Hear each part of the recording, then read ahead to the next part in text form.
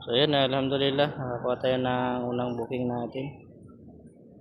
Problema, tinatawagan, ayaw sumagot.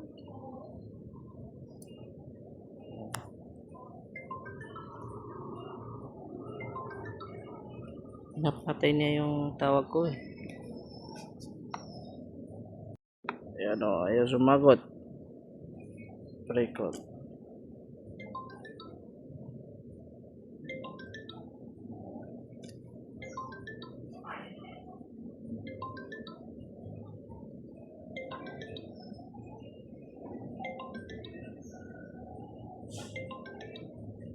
Ayaw sumagot.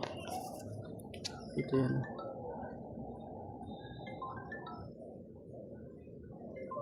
Ayaw sana. Ay pa rin sinasagot ah. Ano ba yan? Kawawa naman. Hello ma'am, rider po. Dito na po ako.